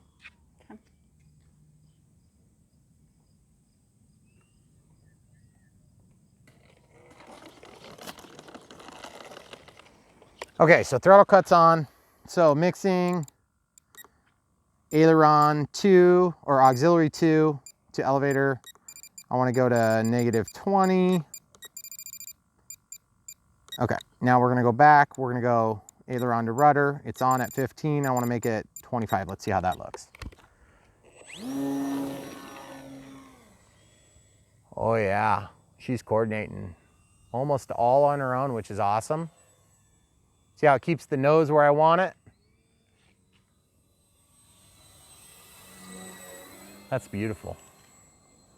I mean, obviously I have to ride the elevator and the rudder in order to keep it at that same attitude and altitude. See that bird? Mm-hmm. That bird's chasing me. I got into the kill position. Get out of here, bird. Those are barn swallows, the world's most annoying bird. And yet they are fun to battle with. They do eat mosquitoes, though. They ate a lot of mosquitoes, so I shouldn't complain. We just don't want them on the front door. Yeah, because it looks a little bit like somebody dropped and squatted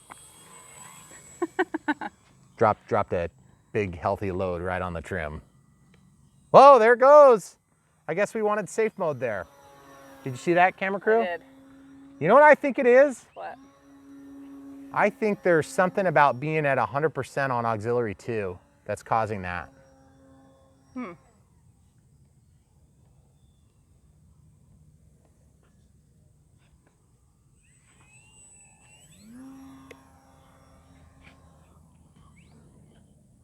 Boy, that plane looks really nice. I'm happy with the way it's flying right this second. That 25% aileron to rudder mix is just gorgeous. So now let's try flying in safe here, out of the flaps. We're in safe now. Limited bank angles coming back into the picture. You can see the green light. Take off flaps, just straight away. You can tell it's not gonna balloon on us. Landing flaps there, no ballooning whatsoever. And just looks gorgeous. Of course, it's going to have a little bit more rudder input for every aileron input because our mix is also working with the mix that's inherent in safe on beginner mode. Now I could shut that down and I'm gonna show you how now. Okay, out of the flaps, out of beginner mode. I'm in experience mode in this case. It's a little excessive of the touch and go. Touch and go under throttle at full speed.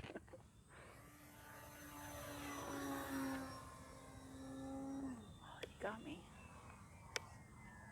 Okay, landing here. About 30% throttle, 40, 50, out. Full flare. Touch it down, make it look like super bouncy. Okay, so now what I'm gonna do is I'm gonna go down here to mixing, click into mixing, go to the auxiliary 2 to elevator. Oops. Aileron to rudder. Switch A, and we want it to be switched when, okay, so we want that to be, this is when safe is, I can't see the front of the plane. I can't remember. So when safe beginner mode is on, we want this to be off. And we want it to be on when it's not. So when we're in experienced mode, this mix is active. And when we're in beginner mode, that mix is not active, okay? So you're not running both mixes Yeah. at the same time. So it doesn't compound the mix, which is important to kind of keep, oh, wow, we've been flying for 6 minutes and 36 seconds past our timer, which was 5 minutes. Were you gonna start listening to your timer today? Nah, Okay, I didn't think so. yeah. So far, we haven't lost any pants at all this whole filming time. Wow, I know, it's nice, isn't it? it's great. So our little repair worked on that. Did you guys see how much better those landing gear were after I bent it? Full landing flaps for a sharp turn. Keep the nose right where we want it. Sometimes, guys, when I'm going real close like that and I want to see my proximity, I'm using clues like shadows. But when it's not sunny, the shadows are less intense. But man, it makes for good filming. Yeah.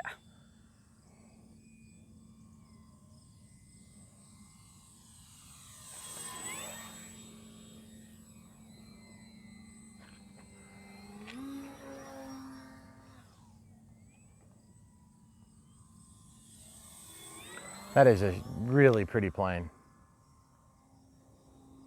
It'd be a lot better if I could get the,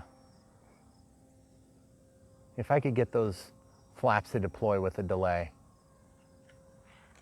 Trying to do an inside loop. Can't do it. Not enough juice.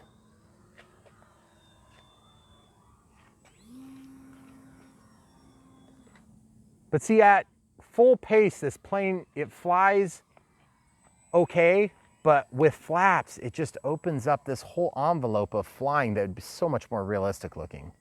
Like that's takeoff flaps. You telling me that doesn't look better than at that high speed? I think the high speed is cool for like a pass or two, but this is really what I want this plane to be doing. Just lazing along, looking beautiful, barely staying off the ground.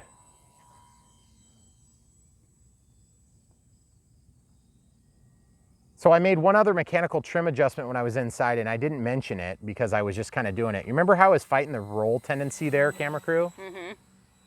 What I did was I took the one aileron that just seemed to be kind of up. I was upside down, of course, the wing was upside down on the table. And I just put it flush with the edge of the wing. And it has made a huge improvement. And I didn't trim the ailerons at all ever since we came back out. Mm-mm. And you said you had quite a bit of trim in it when we were working on it.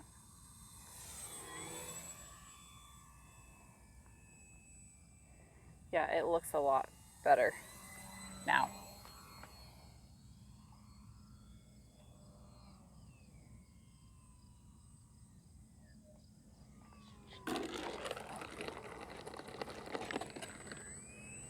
Those bounces just... Drive you crazy, I know. It's like there's a little bit too much drag on one of the wheels than there is on the other. Because it always goes one direction. Exactly.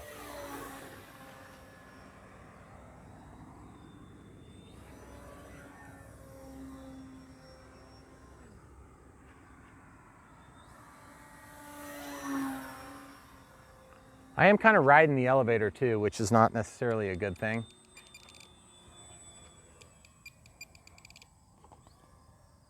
It's not good to have to ride the elevator to stay in a level flight. There's level. And a little bit of roll. Now we're kind of going straight. See, when I chop the throttle,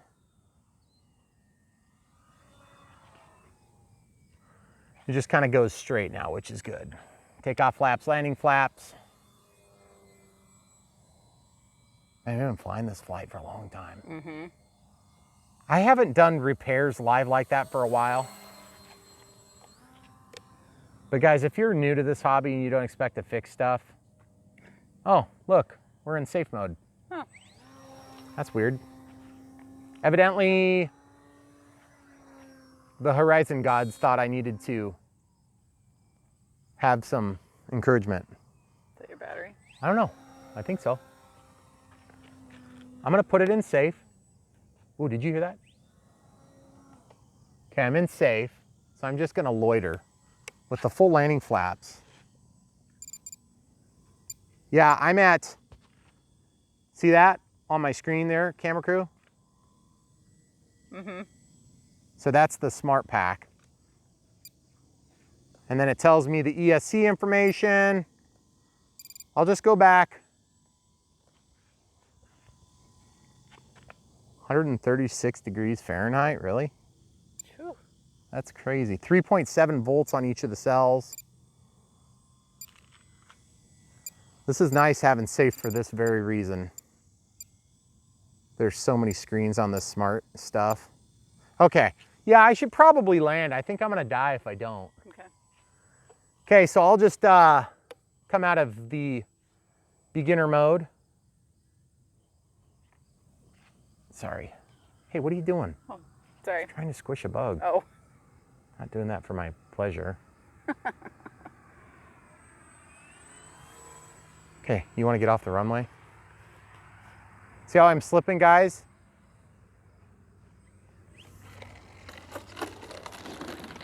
No way. Not doing it. No way, no how. I'm not going to end on that crappy landing. That's my warning. Takeoff flaps, landing flaps.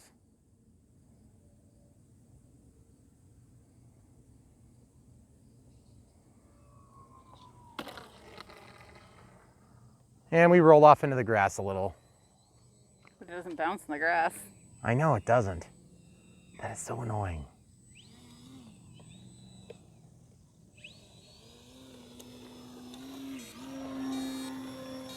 Horizon is warning me to land again. They're like, land! There's a snake on my wing.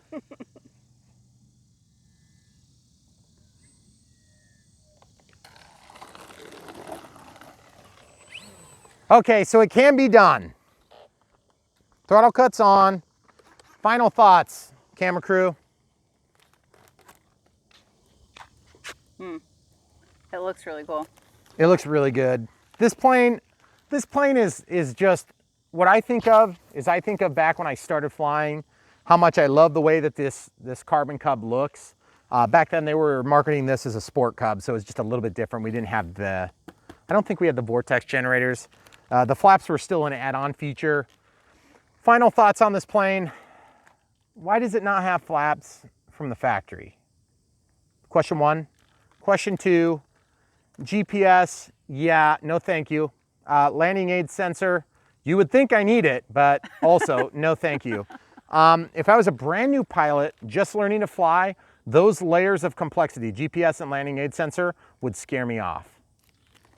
Can I make Camera a crew comment? has a comment. You're kind of old, so maybe. Are you saying that I'm young saying- people might be able to pick it up quicker and that I'm dumb? I didn't say you were dumb. I said you were old. I think that the technology is cool, but I also think that when trying to fit that piece of pie back into the pie, people that are learning to fly are not going to be able to do it. That is really It's a lot to figure out. Now, Yeah. the fact that this switches in and out of safe whilst flying for no apparent reason is definitely not a desirable trait. Because if you're flying along and you're doing one of these to avoid that thing right here, and then it goes to safe and it goes in a million pieces, that's going to ruin your day. But beyond that, this plane flies really good. I almost feel like it needs a slightly smaller pack. A 2200 milliamp 3S is a good flight. I mean, you get a really long flight time. I mean, you're like 20 minutes. It's Yeah. crazy. So I think what would be wise is if you're new to this hobby, get it ready to fly, keep the 2200, use it for other stuff, or use it for this plane when you're a little bit more advanced. But go ahead and get yourself a 1300 milliamp 3S. Preferably find a safe one so you get all the smart technology, so you get your warnings, and you will be happier with the flight performance because the plane will fly lighter. Secondly, that's the other thoughts on this plane is I thought from back in the day, flying the first versions, I feel like this plane flies a little bit heavier. And I don't know why that is. Now, does it fly bad? No, but it flies heavier. And heavier planes that land faster, that don't have enough flare. I want to be able to stall it so it falls over when I'm landing. And this plane, you can't do that. I mean, you literally just don't have enough elevator. Even with full downward deflection, which we got more than you're supposed to get stock on these flaps, and full upward deflection, with the elevator control horn on the inside, I still don't have enough elevator to stall this intentionally on landing.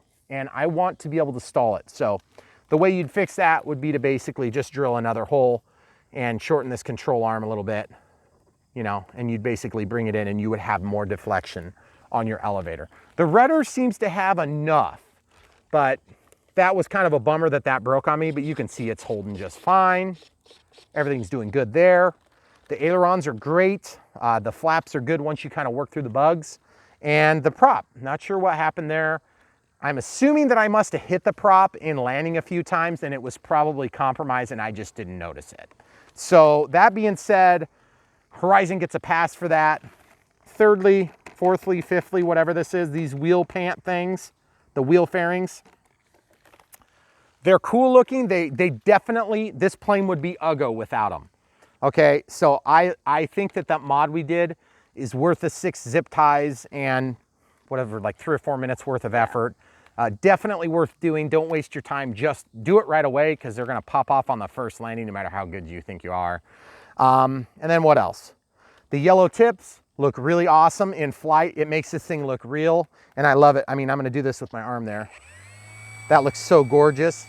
And yes, the yellow tips do help you as a pilot, an RC pilot. I paint the front and the back. Keep in mind, paint is weight, so you want to be as even as you can when you paint that stuff on there. And then you'll also get chipping when you hit stuff, which is unfortunate. Any other final thoughts, camera crew? I don't think so. I think it's a good plane. I think it's a good plane. If you're looking for something to begin with and you're wanting to make the plunge, this will definitely wet your whistle. Is it going to be the last plane you have? Absolutely not. Nope. This is just the gateway drug. Although it's a lot of money for a gateway drug. If you're still on the fence, go for the Sport Cub SUMX. It's going to have to be dead calm when you fly it, but it's going to be good. You're going to have more space for this than the UMX. This thing is, the Sport Cub SUMX will fit in this size, but it's a lot simpler. Obviously, there's not flaps. And it's a brushed motor, not a brushless motor. It's a lot smaller. It does come with its own transmitter. So it's a good option. It's a lot less money. It's less than half. Compare this to the Apprentice STS Mini, Brian. Okay, I'll do that. Thanks for asking. The Mini is a very good value, okay? So it's like $100 less than this. And then the STS 1.5 meter, I think is about $100 on top of this. They're both really good planes. This thing gives you the flap capability, which is huge. Now you can cut flaps in and add flaps to either of the Mini Apprentice or the regular size 1.5 meter Apprentice. But I would highly recommend that if you get it, the thing is a great flying plane. I think it's a little bit lighter on its feet. It's a little bit more, how do I want to say this? Refined. This plane looks prettier, but I feel like that plane might be a little easier trainer for the average guy. The other thing is having a nose gear. A tricycle would normally be kind of scary because you can tip over so easy. Well, the thing is, these landing gear are not the best landing gear I've seen on this type of plane, on a Cub style aircraft. Because of that, the tricycle does help keep you from nose overs in the grass. So you can get in a little bit cheaper than this for the Mini and a little bit more expensive than this for the 1.5. But both good planes. That does come with a transmitter if you get the ready to fly. If you get the ready to fly. Getting back into the hobby and you kind of know what you want. Yep. But you don't want to spend money on a DX18. A DX18, you don't have to have a DX18. No. You can get a DX80 and you can do all the stuff I did, I believe. I don't know if the DX80 will do 100% of what we did today. I think it will, but a DX8 will. So there's a big jump in price between the 8 and the 9. We didn't touch any of the features that you would need in the 9 today. The sequencer, I believe, is standard on even the 6 maybe, but you only get like 2 of them. I get more of them on this. But you didn't end up using that. I've never actually used the sequencer successfully on the DX18, mostly because I've just never given it an honest try. And I've always found it easier to just use landing gear door sequencers and things like this because it's just an aftermarket and then I don't have to use 2 channels. Yep. So that's always been my experience. But if you get into the real big planes, you'll be just using all the channels and doing all sorts of things. Any other thoughts? We've really evaluated the heck out of this plane. We've really gotten fine-tooth comb with it. And we know that you guys come back because I do that. Otherwise, you would just watch all the other channels that review this stuff. We like this plane. I like this plane. It's a good plane. On a scale of 1 to 10, I would give it like, you know, for a trainer, I would give it like an 8 or a 9, okay? And I would put the Mini Apprentice and the Apprentice at like a 9 because in terms of trainers, just because this has some things about it that are a little bit touchy, you know, like this and these. But beyond that, like the flaps, they don't come stock. Like the landing ADA sensor, I just don't think that's necessary. They also have that, I believe, on the new 1.5 meter Apprentice, but I haven't reviewed the new one. I just have the original version. So the other thing too is like having a prop brake. That's just kind of par for the course. You know, you're gonna have that with any plane you fly. Yeah. If you hit it on the ground, you may not realize it's broken. It might break in the air, but you'll notice we didn't crash as a result. We just kind of made a rough landing in the tall grass. No big deal. So 8.5 or 9, those are 9s. They're so similar. You just kind of got to get what you like, what you want to fly, and what fits your environment. We have a really flexible environment here. If we don't have enough room up here, we have another 3.5 acres back there that's clear, and we're further from roads and things like that, but we don't have a nice runway. So for now, this is kind of where we plan to fly. And if we need a longer runway, we've got 1,220 feet there. So that's a pretty good runway, but there's Crown on the road. Yeah. All right, that's all you get for tonight. I've really elaborated a lot on this. Check the link in the description. If you want to buy this plane, have one for your very own. Don't forget, while you're buying it, if you're gonna put flaps on, just get the flap servo. It's on the Horizon site. Just click the stuff you need. There's features for these. Just click it. If they're out of stock, I have another option that I've recommended. It's an Amazon option, and it's the one that I used in this. It's a Metal Gear servo, very similar size. It's gonna work just fine. You don't need an extension cable with that one. And you can see that in my flap mod video series for this plane. But beyond that, it is a lot better flying with the programmable transmitter. I didn't think it would be a huge difference. I would say that it goes from flight experience of like a 75% to like an 85 or 90%. So it's a big improvement to go to the programmable. I didn't even set up Expo, guys. I could have done Expo, but this thing just really, doesn't really need Expo. If you want to do Expo, I guess we better show the people because they're going to ask. Okay, so Expo would be like this. I'm going to unhook this thing, the lanyard. Okay, so dual rates in Expo. So this is aileron. I'm going to set it to this switch. I'm going to do 0, then I'm going to do 10, then I'm going to do 20, and I'm going to drop this down to like 90% rates. So it's all tied to that switch. Then I'm going to take ailerons, jump over to elevator. I'm going to take that, switch it to switch F. I'm going to put that to 90, and I'm going to put the Expo to 20. That's going to be a lot of Expo along with the, and then I'm going to do 10, and then I'm going to do 0. Whoops. And then I'm going to do rudder. I'm going to turn that to this, F. We'll leave that at 0. We'll do the middle setting at 10. We'll do the top setting at 20 and 90.